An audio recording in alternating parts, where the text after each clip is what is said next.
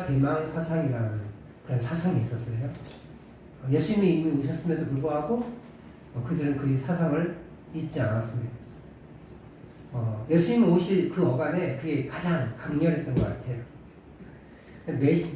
메시아 대망 사상, 뭐 이거 좀 어려운 말 같은데 쉽게 얘기하면 메시아를 간절히 기다리는 신앙이라는 뜻이에요.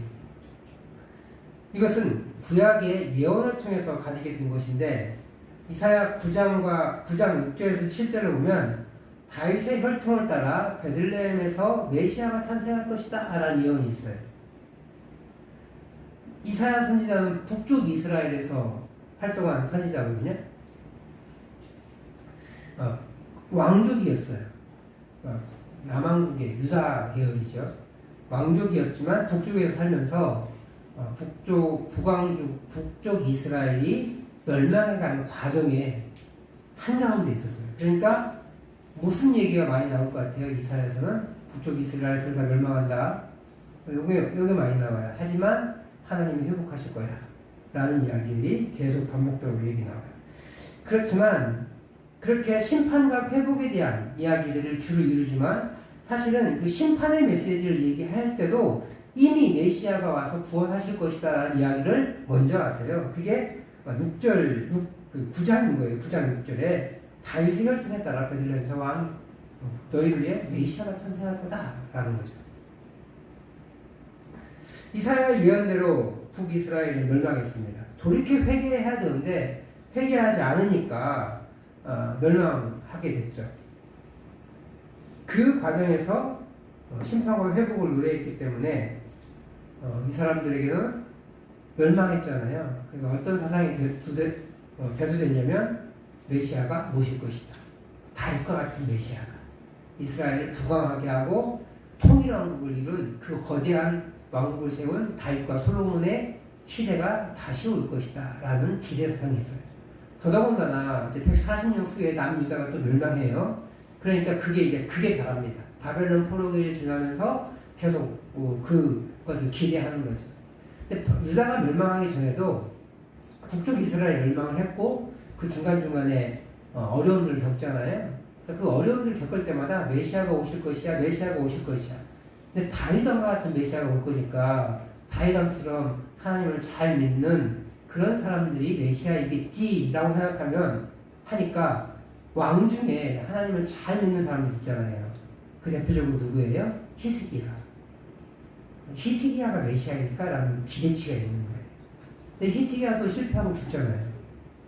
그 다음에 요시야라는 왕이 일어나서 또 종교개혁을 잘 일으키니까 야 요시야가 왕일까? 다윗의 그런 메시아이실까? 그러면서 부강한 나라, 종교적으로는 바로 서고 하나님을 잘 섬기고 부강한 나라를 해주는 왕을 기대한 거예요. 그래서 앞서 얘기했던 좀 히스기야라든지 요시야를 기대했습니다. 근데 결국 멸망했잖아요. 히스기야 시대에. 멸망하고 나니까 모두 바벨론으로 끌려갔어요. 끌려갔다가 돌아올 때 누가 주도해요? 수룹바벨, 에스라 이런 사람들이 주도하니까 이 사람들이 메시아일까? 라는 기대감이 있는 거예요. 물론 수룹바벨과 에스라 시대에는 정말로 메시아처럼 그렇게 부흥운동이 일어나고 하나님을 잘 섬기는 나라가 되기도 했어요. 근데 왕국으로 세워나가지 못했죠. 근데 이 사람들은 착각한 게 있잖아요. 다윗을 뭘로만 봤어요? 왕족으로만 본 거예요. 그냥 족보에만 들어가 있어도 다윗의 혈통인 거잖아요. 제가 광산김씨 38대 손이거든요. 37대로 바뀌었다는 소문도 있어요. 근데 광산김씨가 기내김씨에서 나왔대요. 경기김씨가. 하여튼 그랬대요. 그러니까 근데 그 안에 왕족이 있잖아요. 제가 왕의 아들은 아니잖아요. 그죠? 그 왕족 출신의 어떤 한 사람의 후손인 거예요. 근데 이스라엘은 왕일 것이고, 그 다음에, 육체적으로 눈에 보이는 왕국을 회복시켜줄 거다라는 기대감이 있었던 거죠. 근데 예수님은 그렇지 않았다는 거예요. 더더군다나 예수님 오시기 전에 주전 140년에 마카베오라는 사람이 있어요. 마카베오가 반란을 일으킵니다. 그래서 왕조를 세워요. 하스몬 왕조라고 왕조를 세워요. 왕이 된 거예요, 진짜로. 야, 진짜 마카베오가 우리의 구세 메시아다. 이렇게 생각한 거죠. 그래서 사람들이 많이 도운대요.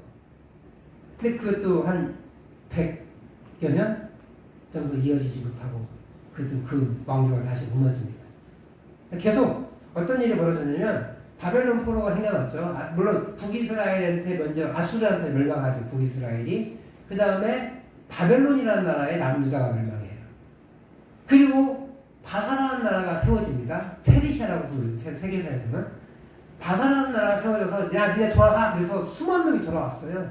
그러면 그때쯤 이제 수르바벨 에스라가 막 활동하는 시대인데 그게 뭐가 될 줄 알았는데 또 그것도 안 되는 거예요.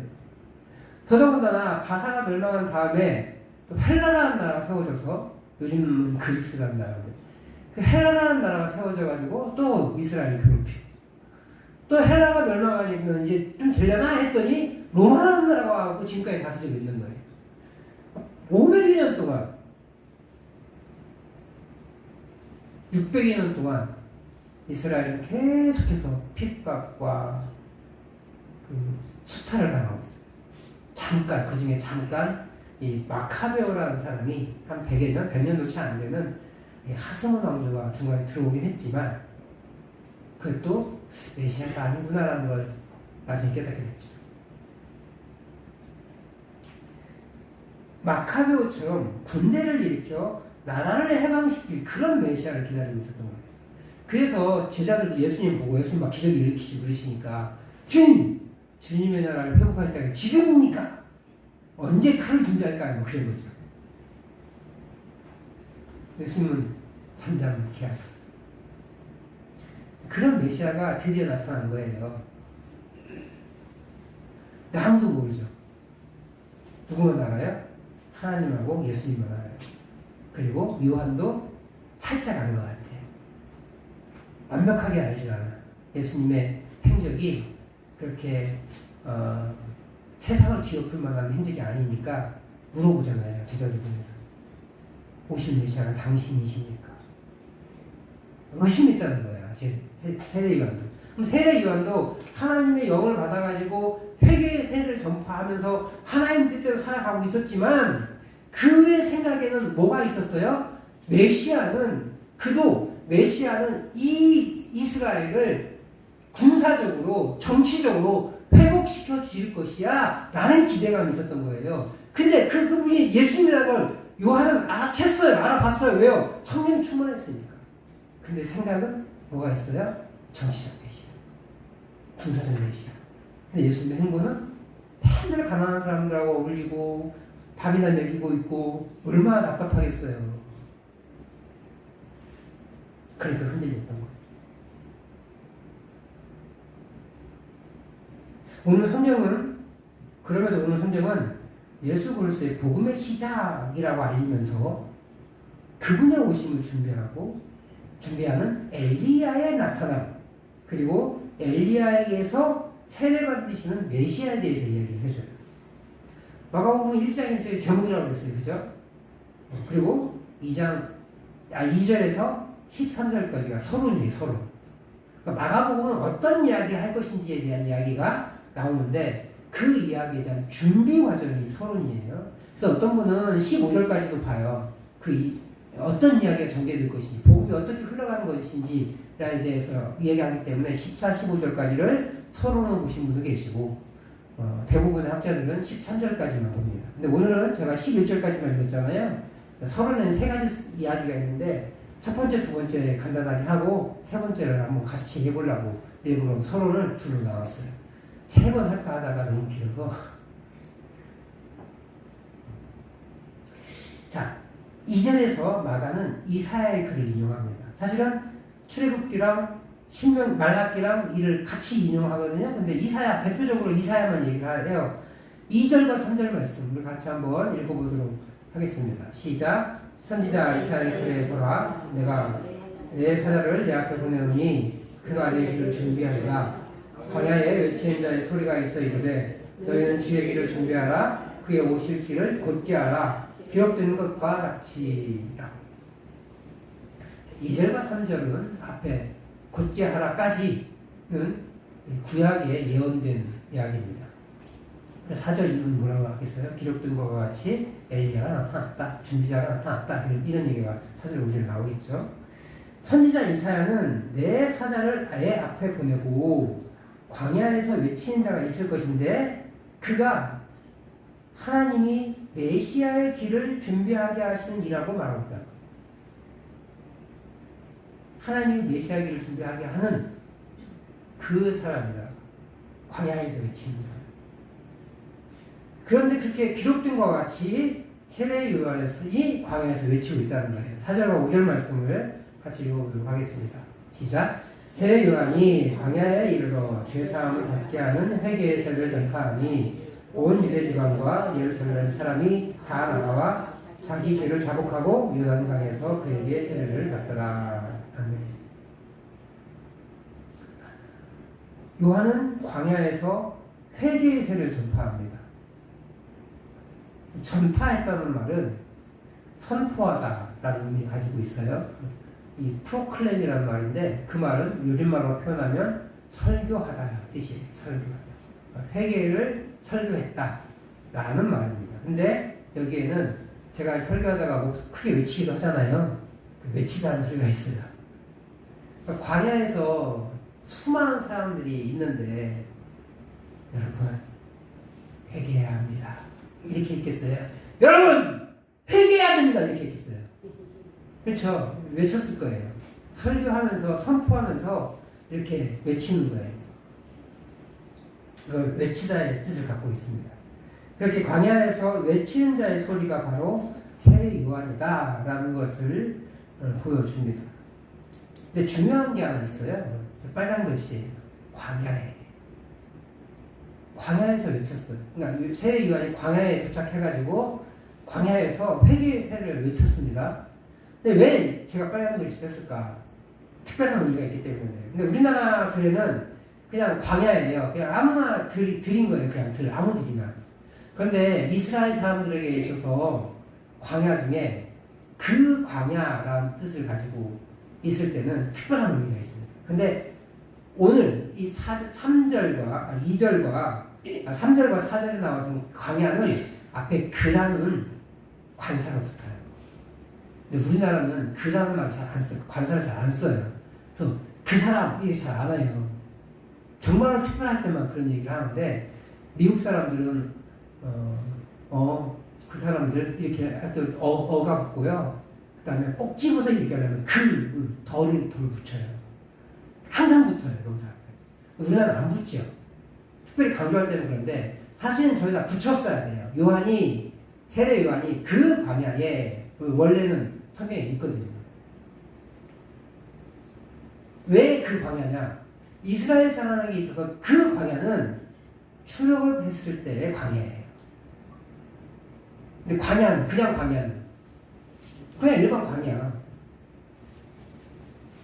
똑같은 장소일지라도 그 광야와 그냥 광야는 다른 게 이스라엘 사람에게 있어서 그 광야는 같은 장소일지는 모르지만 그것은 시간적 흐름을 거슬러 가서 출애굽 때 헤맸던 훈련받았던 그 광야예요. 그리고 출애굽했던 그 광야이기 때문에 출애굽은 무엇을 의미합니까? 구원을 의미하잖아요. 구출을 의미해요. 구원을 상징해요. 그 광야는 출애굽의 구원을 상징하는 거예요. 이스라엘 이 3절과 4절에서 이 광야는 그 광야예요. 왜냐하면 구약 성경을 이제 이스라엘 사람들이 많이 쓰는 헬라어로 바꾸거든요. 그게 70인역이라는 혹은 70인역이라고 하는 건데 그 70인역에 광야를 표시할 때 그 광야 이렇게 표시했어요. 출애굽기를 그래서 광야를 표시할 때. 그러니까 이스라엘 사람들은 그게 익숙하잖아요. 그래서 그 광야 그러면 출애굽 당시에 그 광야 우리가 구원받았던 그 광야 이렇게 이해한다는 거예요. 그래서 요한이 세례를 주는 이 광야가 구약 출애굽의 그 광야를 연상시킵니다. 그러면 무슨 의미냐면 요한의 세례와 앞으로 이어질 이 복음에 대한 이야기는 제2의 두 번째 출애굽의 의미를 가지고 있다 라는 것을 얘기해요. 그걸 연결시켜주는 거예요. 그리고 우리가 이제 13절에 가면 14절 15절에 가면 예수님이 광야에서 시험 받으시거든요. 그것과도 연결돼요. 그렇게 연결해서 예수님의 광야는 이스라엘의 그 광야는 실패했잖아요. 그죠? 그래서 40년간 뺑뺑 돌잖아요. 그런데 예수님의 광야는 승리하셨어요. 그 시험을 승리를 얘기합니다. 그래서 제가 오늘 그 서로를 한꺼번에 다 하지 않고 그 승리하신 예수님의 시험에 대한 이야기를 함께 나누고자 다음 주에 미뤄놨습니다. 여하튼 세례 요한이 그 광야에서 회개의 세를 선포하고 있다는 것은 구약 성경의 성취라는 거예요. 그래서 메시아를 예비하는 엘리야가 나타났다. 내가 엘리야다. 이 세례 요한이 엘리야다라는 것을 보여주기 위해서 이 마가복음을 기록할 때 그 광야에서 세례 요한이 나타났다라고 강조하고 있는 거예요. 근데 재밌는 것은 또 재밌는 걸 하나 넣었어요. 심지어 외모도 그렇다. 이런 식으로. 6절 말씀을 같이 한번 읽어보도록 하겠습니다. 마가복음 1장 6절. 시작. 요한은 낙타 털옷을 입고 허리에 가죽띠를 띠고 메뚜기와 석청을 먹었더라. 광야만 얘기해도 충분히 이 선지자 엘리야의 어떤 그 예언된 엘리야다라는 걸 보여주긴 하거든요. 어차피 시사적인데, 근데 이것은 외모도 닮았다 이런 이야기를 해줘요. 구약의 엘리야의 모습과 비슷한 삶을 살았다라는 걸 보여준다는 거예요. 그 엘리야 선지자의 외모를 보여주는 게 11개 하에 나오는데 아합의 아들 아하시아가 난간에 떨어져 병듭니다. 그래서 죽게 생긴 거예요. 그래서 이놈이 하나님께 물어보면 되잖아요. 근데 이 블레셋 지역에 에그론이라는 도시가 있어요. 에그론 도시에 에그론의 신 바알세부에게 물어봐라. 내가 나을지 안 나을지 좀 물어보고 와라. 이렇게 사신을 보내는 거예요. 바보가. 그러니까 엘리야가 그 사신들을 중간에 만납니다. 그래서 돌아가서 야 죽는다고 얘기해라. 이렇게 얘기한 거예요. 그래서 사신들이 뭐 가라고 하니까 또 갔어요. 또 가서 왕을 알아내니까 니네 왜 이렇게 빨리 왔어? 이렇게 물어볼 거 아니에요. 아니 어떤 사람이 와가지고 가서 왕 죽는데요. 이렇게 얘기하는 거죠. 그래? 그 사람 누구야? 그 외모에 대한 이야기를 해주는데 그게 열왕기 하 1장 8절이에요. 같이 읽어보도록 하겠습니다. 시작. 그들이 그에게 대답하되 그는 털이 많은 사람인데 허리에 가죽띠를 띄었더이다 하니 왕이 그 사람 이르되 그는 기세 따라 엘리야다. 털이 많대요. 털옷을 입은 건 아니에요. 근데 털이 많은 거야. 근데 요한은 털이 안 많지만 뭘 입었대요? 털옷을 입었어요. 그러니까 외모가 비슷하죠. 심지어 뭘 했어요? 가죽으로 허리띠를 묶었대요. 근데 마가가 이 사람이 요한이야 라는 것을 엘리야야 라는 것을 얘기하기 위해서 눈에 보이는 모습까지도 엘리야를 연상시키게 했다는 거예요. 그래서 엘리야가 닮았으니 그가 이 세례 요한이 구약 성경에서 말하는 구약 성경 이사야서가 말하는 예언한 그 엘리야이다라고 선언해 주는 거예요. 이를 통해 지금 이 사람이 소개하는 세례 요한이 소개하는 그분이 바로 메시아이다. 그분이 드디어 오셨다. 지난 600년 동안 우리가 기다렸던 그 메시아가 드디어 오셨다라는 것을 간접적으로 이렇게 보여주고 있는 거예요. 음식은 메뚜기와 석청이에요. 그 온누리교회 아시죠? 저기 서울에 큰 교회 온누리교회라고 있는데 그 교회를 설립하신 목사님이 하영주 목사님이세요. 그 목사님이 이제 코미디언 구봉서 씨 아시죠? 장모님인데 아시죠? 이제 나이 드신 분들은 다 아실 거예요. 그분이 이제 지금은 예능교회라는 이름으로 바꿨는데 예전에는 연예인들이 많이 모인다고 해서 연예인교회라는 교회를 설립하셔서 연예인들 이렇게 전도를 많이 하셨어요. 이제 구봉서 장로님 되게 강구해 신방을. 그때는 구봉서 장로님이 예수님 안 믿을 때야. 사모님만 믿으실 때야. 신방을 얘기하는데 요 이야기를 했다는 거예요. 그 마가복음 1장 6절 말씀을. 그래서 이제 옆방에서 이제 예배는 안 드리고 옆방에 앉아 있으면서 이렇게 들었을 거 아니에요. 그걸 들으니까 그 코미디언 기질이 있으시니까 하시는 말씀이 그 참 몸에 좋은 것만 드셨네.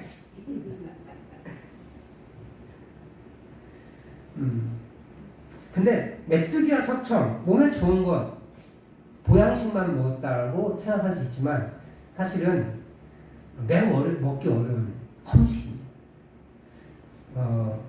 지금이야 메뚜기가 보양식이긴 하지만 그 당시에 메뚜기가 뭐 좋게 먹었겠어요. 먹을 게 없으니까 먹었죠. 근데 더더군다나 이 광야에는 메뚜기가 별로 없어요.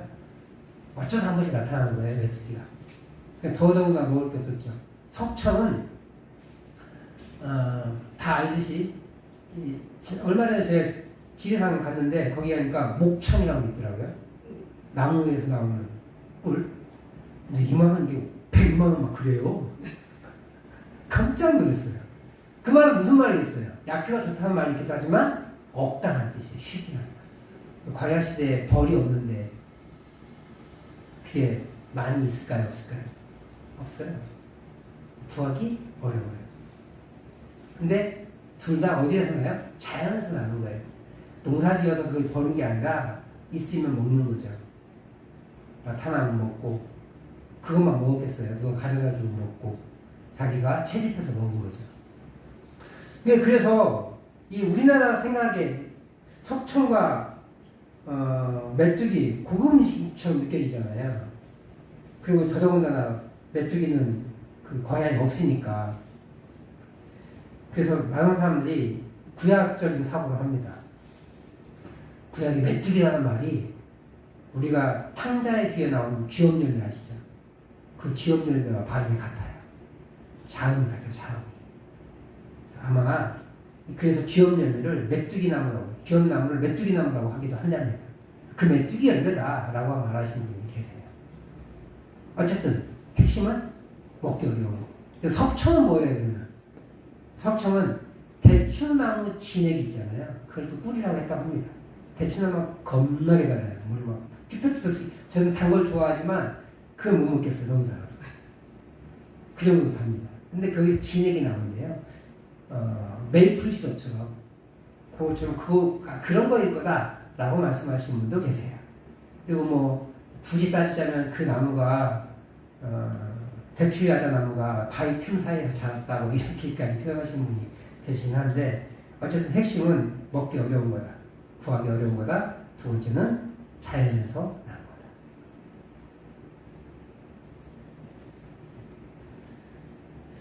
그만큼 메뚜기와 석청은 건강식이 아니라 말도 안 되게 어려운 음식이다라는 것을 얘기합니다. 어쨌든 구약의 예언대로 메시아를 준비하는 자가 나왔고 그런 그가 소개하는 사람이 메시아임이 분명하다라는 것을 보여주는 게 오늘 본 말씀입니다. 그렇게 메시아가 나타났음을 세례 요한을 소개하며 드러내고 있다는 거예요. 이렇게 등장한 메시아는 첫 행보를 하시는데 그 첫 행보가 9절과 11절 그리고 12절과 13절에 나와요. 첫 번째는 세례를 받으시는 거예요. 그리고 두 번째는 시험을 받으시는 거예요. 둘 다 광야에서 받으셨어요. 광야가 핵심이에요. 광야는 왜 핵심이냐? 그리고 세례는 어떤 의미가 있느냐? 오늘 이 두 가지만 좀 얘기할 거예요. 자, 앞서 얘기한 것처럼 광야는 뭐가 연결된다고 했어요? 출애굽과 연결된다고 했죠. 또 5절에 보면은 온 유대와 예루살렘을 다 나아갔다라는 표현이 나와요. 이 나아갔다는 표현 역시 출애굽 당시에 나아갔다는 단어와 같은 단어를 씁니다. 그래서 나아갔다는 단어 역시도 출애굽을 상징해요. 앞서 얘기했던 것처럼 출애굽은 무슨 사건이에요? 이스라엘 구출 사건이잖아요. 애국을 탈출시켜준 거예요. 애굽이라는 나라, 요즘 말로는 이집트라는 나라에서 노예 생활을 하고 있는데 하나님이 탈출시키셨다. 그래서 출애굽이에요. 이 출애굽의 이미지는 많은 학자들이 바벨론 포로기에서 돌아올 때도 사용합니다. 핵심은 이거예요. 구출, 구원, 회복 이런 것들을 얘기하는 거거든요. 그러므로 이 광야라는 이야기, 나아갔다라는 이야기, 이 단어들을 쓰면서 마가가 보여주고 싶은 건 지금은 출애굽 사건이다. 영적인 출애굽 사건이다. 라고 계속해서 보여주려고 하고 있다는 거예요. 그래서 마가는 이 예수님의 복음을 설명하면서 구원의 상징인 출애굽과 연결시켜서 우리의 구원을 위해 메시아가 오셨습니다. 우리를 죄에서 탈출시키시기 위해서, 죽음에서 탈출시키시기 위해서 메시아가 오셨습니다. 라는 것을 강조해주고 있어요. 둘째로 예수님이 세례를 받았다는 거예요. 오늘 여기까지만 얘기할 거예요. 세례를 받은, 세례는 뭡니까? 죄 씻음이잖아요. 죄를 씻어내는. 요한은 회개의 세례를 베풀었어요. 문제는 이거예요. 왜 예수님이 세례를 받으셨을까? 예수님 죄가 있습니까? 없습니까? 없다고 했죠. 히브리서의 선언은 분명해요. 예수님은 죄가 없으시다라고 선언하고 있습니다. 그런데 예수님이 세례를 받았으면 죄를 씻으셨나? 라는 생각이 들었어요. 죄를 씻었기 때문에 히브리서에 죄가 없다고 한 건가? 뭐 이렇게 생각할 수도 있었을 거예요. 그럼에도 불구하고 예수님이 죄가 없다라고 히브리서가 선언한 것은 죄가 있을 때가 있었으니까 잘못된 거잖아요. 그럼 성경에 모순이 생기죠. 그럼 예수님은 죄가 없다고 했고 죄가 없으셨으면 왜 세례를 받으셨을까? 의심이 됩니다. 죄가 있지 않았을까? 근데 오늘 성경은 그걸 해주지 않아요. 요거는 찾고 가야 돼.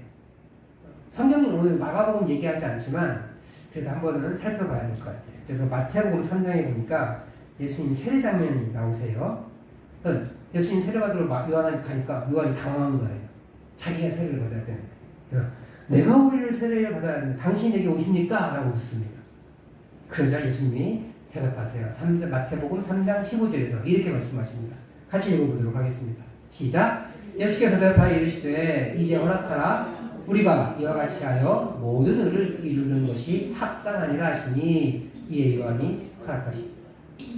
모든 의를 이루기 위해서 세례를 받아야 된대요. 이루다라는 말은 성취한다는 말이죠. 모든 의를 성취하기 위해서 하나님의 계획하신 모든 의, 즉 구원을 이루는 모든 단계를 이루기 위해서 첫 번째 단계인 세례를 시행하셔야 한다는 거예요. 죄 쓰심이 아니라, 죄 때문이 아니라 하나님의 뜻을 온전히 이루기 위해서 죄를 씻지 않으셔도 되는 그 세례를 받으시겠다라고 하는 거죠. 예수님은 하나님의 의를 이루기 위해서 세례를 받으셨다는 거예요. 죄 때문에 받은 게 아니라.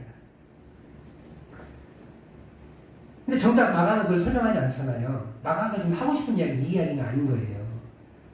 무슨 얘기를 하고 싶겠어요? 뒤에 나오는 이야기예요. 10절과 11절 말씀 같이 한번 읽어보도록 하겠습니다. 시작. 곧 의뢰선에 올라오실 때 하늘이 갈라짐과 성령이 비둘기같이 자기에게 내려오심을 보시더니 하늘로부터 소리가 나기를 너는 내 사랑하는 아들이라 내가 너를 기뻐하노라. 이 이야기 하고 싶은 거예요. 첫 번째, 하늘이 갈라졌대요. 하늘이 찢어졌다는 거예요. 찢어졌다는 거. 무슨 말이겠어요? 하늘이 열렸으니까 하늘과 막혀있던 하나님과 우리 사이가 뚫렸다는 거잖아요. 그래서 성전에 예수님 교회에서 성전 시장이 찢어진 것처럼 이렇게 찢어졌다는 것을 얘기하거든요. 그래서 하나님이 개입하셨어요. 돌이킬 수 없는 변화가 일어난 거예요. 동시에 뭐가 임했습니까? 성령이 비둘기같이 있어요. 성령은 하나님의 영임으로 메시아에 대한 예언자의 성취를 말해줍니다. 하나님의 영이 이 사람을 임했잖아요. 그러니까 하나님이 이제 함께 하신다. 메시아적 그 기름 부음이 보여주는 거예요.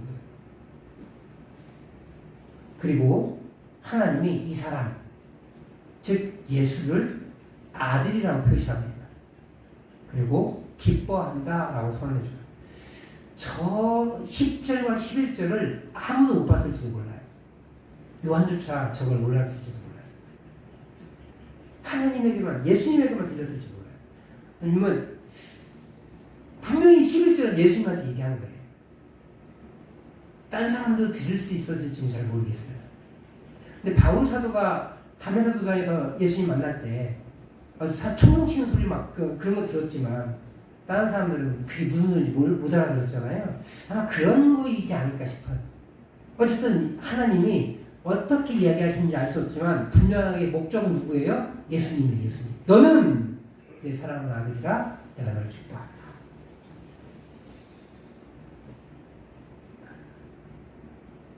예수님이 하나님의 아들이다 라고 선언까지 해준 거예요. 비수기가 내려간 것으로 충분한데 선언까지 해주니까 뭐예요? 내가 메시아이구나. 예수님이 메시아이시라는 걸 분명하게 알게 해주는 거죠. 특히 마가복음 독자에게. 두 번째로 더 중요한 건 내가 널 기뻐한다. 이게 얼마나 위로가 되냐면 평소엔 잘 몰라요. 근데 언제 알아요? 위기의 순간에. 위기의 순간에 알아요. 그 예수님의 위기는 언제 닥치죠? 3년 후에 닥칩니다. 돌아가실 때. 예수님이 돌아가실 때 뭐라고 얘기하시냐면 엘리 엘리 라마 사박다니 라고 얘기하셔요. 나의 하나님 나의 하나님 어찌하여 나를 버리시나이까 라고 선언. 얼마나 힘들었습니다. 근데 예수님이 그 길을 기꺼이 걸어갈 수 있는 힘이 여기서 나타나는 거예요. 내가 너를 기뻐한다. 그게 하나의 위로가 되는 거죠. 묵묵히 3년의 세월을 걸어가면서 예수님 계속 어떤 걸 생각하셔야 돼요? 내가 십자가에 죽겠지. 피하고 싶은 거예요. 예수님은 사람이셨기 때문에 피하고 싶으셨어요. 아버지여 할만하시거든 이 잔을 내게서 옮기시옵소서 라고 하신 이유는 그만큼 힘들었기 때문에. 제자들한테 내가 고민하여 죽게 되었노라 라고 말씀하신 것은 그만큼 힘들었기 때문에. 근데 그 죽음의 순간에도 그 예수님 그 길을 걸어갈 수 있었던 것은 내가 너를 싫어서 버리지 않았어 라고 얘기해요. 내가 너를 기뻐해 라고 하는 그 하나님의 음성이 예수님 마음에 놓아져 있기 때문에 그 길을 걸어갈 수 있었던 거예요. 그렇게 이스라엘이 기다리던 메시아가 마침내 내려오셨습니다. 하나님은 예수님을 마지막 순간에도 견딜 수 있도록 아들이라고 확증해 주셨어요. 그리고 사랑한다고 기뻐한다고 말하심으로 고난의 사명을 끝까지 감당할 수 있는 힘을 주신 거예요. 우리 예수님은 메시아로 이 땅에 오셨습니다. 하지만 메시아는 고난의 길이었기에 하나님은 예수님을 아들이라 선언해 주시고 그를 기뻐한다고 하심으로 그 길을 갈 수 있는 힘을 주셨다는 거예요. 오늘 우리도요. 하나님의 사명의 길들이 있습니다. 그러나 그 길이 쉽지 않아요. 그럼에도 하나하나 힘을 주셔서 그 길을 가게 하십니다. 지난 한 주간 우리가 추석 명절을 보냈잖아요. 저희도 이제 아이들 데리고 용인에 갔습니다. 그리고 그 봄에 돌아가신 장인어른 저희는 다녀왔지만 우리 아이들은 성묘를 못했기 때문에 첫 성묘를 같이 했어요. 뭐 성묘라고 해도 그 납골당이기 때문에 성묘 맛은 잘 안 나긴 해요. 그 산소를 찾아가야 되는 건 아니니까 옛날처럼. 어쨌든 첫 성묘를 다녀왔어요. 외손주들과 함께 첫 성묘를 다녀와서 이제 아버님의 신앙을 추억해 봅니다. 저희 장인어른은 장로로서 그리고 신앙인으로서 교회를 섬기셨는데 젊어서는 있잖아요. 수서역에서 전도를 하셨대요. 지하철역에서. 그 주보를 이렇게 나눠주면서 전하셨는데 근데 사실 주보 받고 누가 오겠어요. 전도지도 아니고 진짜로 주보 받고 예수 믿겠다고 오신 분이 계세요. 그러니까 주보는 사실은 그냥 소개잖아요. 교회 소개. 복음이 들어있지 않잖아요. 주보를 받고 저도 예수 믿으려고 교회 처음 나오신 분이 계셨다는 거예요. 분명하게 우리 아버님이 전도지를 주보를 나눠주면서 구원한 거예요. 그리고 자녀들 3명이 있는데 그 3명이 예수님 믿을 수 있도록 그렇게 헌신하시고 사명을 감당하시고 주님을 곁으로 가셨습니다. 저희 자녀는요 50대 2번이나 쓰러지셨어요. 그 기적적으로 살아나셨어요. 그 기적적인 삶을 하나님께 드린 거예요. 제 장모님이 거기서 쓰러질 때 기도하신 분을 십자가 그으시면서 회복시켜달라고 기도했대요. 그렇게 기적적으로 회복되셔서 하나님 위해 헌신하시다가 지난 봄에 돌아가셨습니다. 저희 어머니도 마찬가지예요. 저희 어머니도 결혼하고 병이 걸리셨는데 여기저기 다 가봤죠. 안 나와요. 심지어 무당까지 갔어요. 무당이 가니까 예수 믿든지 무당이 되어야 병이 낫는데요. 무당 되기 싫어서 예수 믿었다는 거예요. 예수 믿으면서 하는 말이 낫게 해주시면 평생 주님 성전에 살겠습니다. 라고 기도했고 그렇게 헌신하셨습니다. 그리고 일평생 전도하고 기도하고 자녀들을 믿음으로 세우는 진력하셨고 2 아들을 목회자로 세우셨습니다.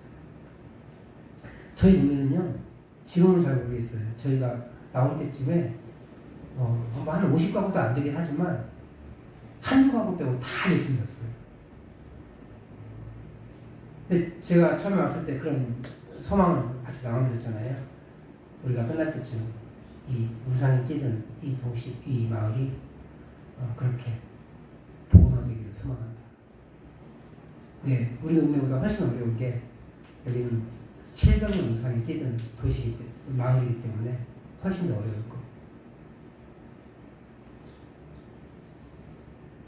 저희 어머니가 저 결혼할 때 엄마 성인 결혼해 같이 가? 그랬더니 우리 예수님은 야 남사스럽게 무쇠스럽게 그냥 창피하게 어딜 가냐 안 가 그랬대요. 근데 한 달 후에 제가 결혼하고 한 달 후에 목사한수 받았거든요. 목사한수 언니 엄마 성인 목사한수 받는데 그러니까 내가 가야 되는데 어머니에게는 결혼보다 중요한 게 아들이 목사 되는 거예요. 결국은 오시지는 못했지만 그렇게 어머니에게 중요한 건 아들이 목회자가 되는 거예요. 그렇게 2분 다 사명을 위해 살았습니다. 그리고 사명을 마치시자 하나님 데려가신 것 같아요. 근데 어찌 삶에 고단함이 없었겠습니까? 그렇지만 그 고단함을 이길 은혜가 있었어요. 그 은혜를 잊지 않고 마음에 간직하셨기에 주를 위한 헌신의 삶을 살 수 있었습니다. 그 은혜를 묵혀두면 자기 자신을 위해 살아가는 거예요. 그러나 가슴에 새기고 다시 일으켜서 나에게 맡겨진 사명을 감당한다면 우리는 그 사명을 완수할 수 있을 줄 믿습니다. 그렇게 저희 자녀들인 저희 어머니는 사명에 살고 사명에 다하시자 부르심을 받고 천국에 가셨습니다. 아마 2분이서 저희 아버지도 가 계시니까 3분이서 만나가지고 저희 가족 보고 그 다음에 우리 처가 가족들 보고 그러면서 이야기를 나누지 않을까라는 것을 상상해 봅니다. 사랑하는 성도 여러분, 삶은 녹록지 않을 수 있지만 사명은 쉽습니다. 그분의 뜻을 따라가기만 하면 되기 때문입니다. 사람마다 사명의 크기는 다를 수 있습니다. 그런데 하나님에게는 그 사명의 크기가 그렇게 차이 나지 않습니다. 다시 얘기하지만 1원짜리와 10원짜리가 차이가 보면 가치가 차이가 10배가 나잖아요. 근데 우리에게 있어서는 차이가 있어요? 없어요? 없어요. 다 쓸모가 없어요. 10원짜리 뭐 할 수 있는 게 없습니다. 1원짜리도 뭐 할 수 있는 거 똑같아요. 하나님에게서 1원이든 10원이든 5원이든 사실은 다 같은데 다 쓸모없는데 별거 아닌데 하나님 그것을 엄청나게 귀하게 여기시다. 1원이어도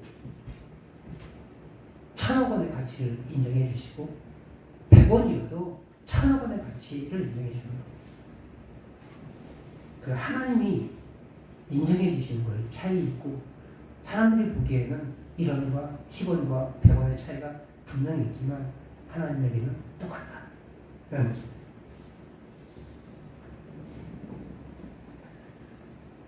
예수님이 마침내 오셨던 것처럼 그래서 하나님의 약속대로 엘리야의 준비와 함께 하나님의 뜻을 이루시기 위해 세례를 받으시는 것처럼 오늘 우리도 하나님의 소망대로 하나님의 뜻을 실현해 나갈 수 있기를 소망합니다. 하나님의 마음을 있는 곳, 하나님이 바라보신 영혼, 그 영혼을 향해 우리의 마음이 있기를 소망하고 또 우리의 눈길이 있기를 소망합니다. 그렇게 하나님의 소망을 이루어가는, 하나님의 뜻을 이루어가는 삶이 되기를 소망합니다. 그리고 우리 부흥중앙교회가 하나님의 뜻을, 하나님을 섬겨나가며 하나님의 뜻을 이뤄나가고 또 내 모든 삶이 하나님의 삶이 되기를 주의 이름으로 축복합니다.